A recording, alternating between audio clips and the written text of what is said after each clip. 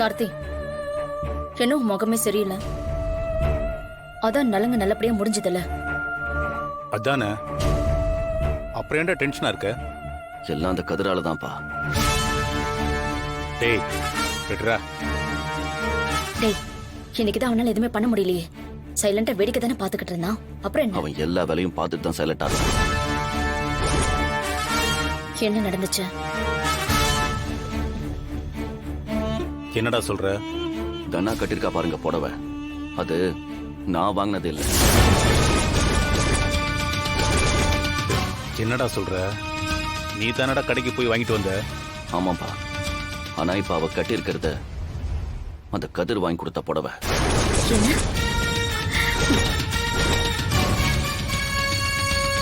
டேய், என்னடா சொல்ற?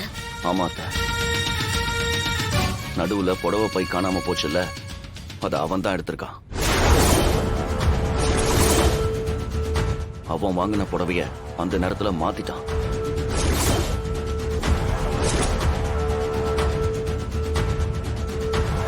அப்பவே எனக்கு அவன் மேல சந்தேகம் வந்ததுடா. நீ வாங்கி கொடுத்த புடவைய கூட அவகிட்ட நெருங்க விட மாட்டேன்னு சவால் விடுறான்பா. கல்யாணத்தை வர நிறுத்துவேன்னு சொல்றான்.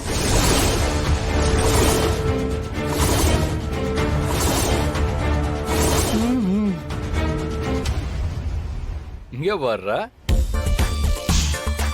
டேய், ஸ்வீட் சாப்பிட்றீங்களா? உங்களுக்கு தாங்க. ஓகேவா? டேய், என்ன நினைச்சிட்டு இருக்க உன் மனசுல? என் மனசுல 1000 விஷயம் இருக்கு. உங்களுக்கு என்ன தெரிஞ்சுக்கணும்? டேய், நாங்க வாங்கிட்டு வந்த புடவைய மாத்தி வச்சு விளையாடுறியா? நீ பண்ண காரியத்தை சம்மந்திட்ட சொன்னான்னு வச்சுக்க. தாராளமா சொல்லுங்க. ஆனா நான் வாங்கி கொடுத்த புடவையில தான் உங்க பையனுக்கும் நிச்சயம் பண்ணியிருக்கிற பொண்ணுக்கும் நலங்கு நடந்ததுன்னு தெரிஞ்சா அது மாப்பிள்ளைக்கு தான் அசிங்கமா இருக்கும். பரவாயில்லையா?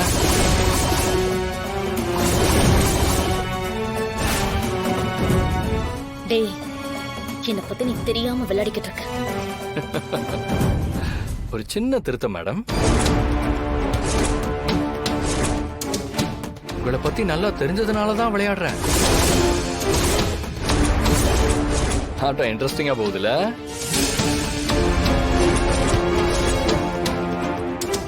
டேய், சின்ன பையன்டா நீ. இப்பதான் கொஞ்சம் ஃப்ரீயான மச்சான். இன்னைக்கு சாப்பாடு ஒரு கட்டு கட்டிடணும். ஆமா மாமா, எனக்கும் செம்மையா பசிக்குது.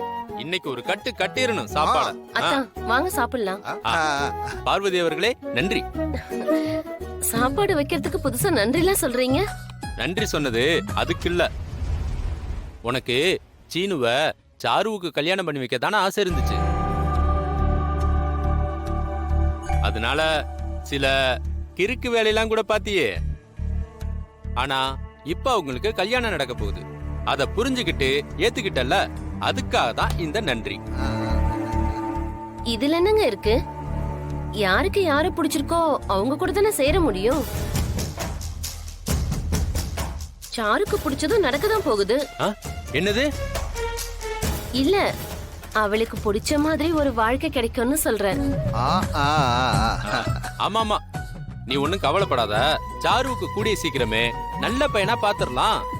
சரி வாங்க, முதல்ல வந்து சாப்பிடுங்க. போலாம் போலாம். மச்சான் வாங்க போலாம் வாங்க.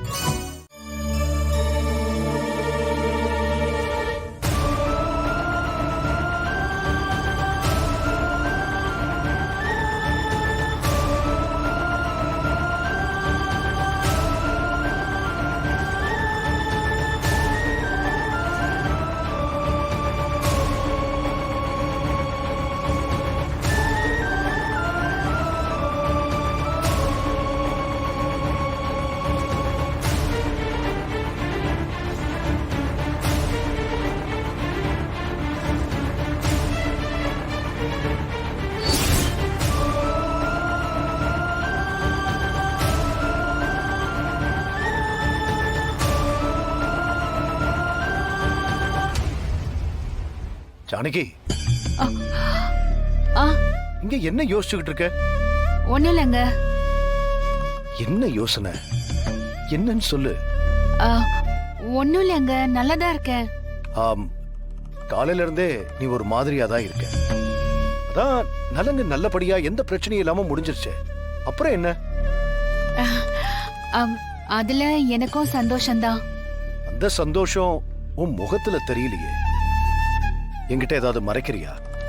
ஆ, ஆ, ஆஹா அப்படியெல்லாம் எதுவும் இல்லைங்க. ஜானகி, எதுவா இருந்தாலும் என்கிட்ட சொல்லு. எப்பெல்லாம் நீ என்கிட்ட பிரச்சனைய சொல்லாம மறைக்கிறியோ அதோட விளைவு ரொம்ப விபரீதமா முடிஞ்சிருக்கு. தெரியும்ல? ம், உன் மனசுல ஏதோ ஓடிக்கிட்டு இருக்கு. எதுவா இருந்தாலும் என்கிட்ட சொல்லு. நான் உனக்கு துணையா இருப்பேன்.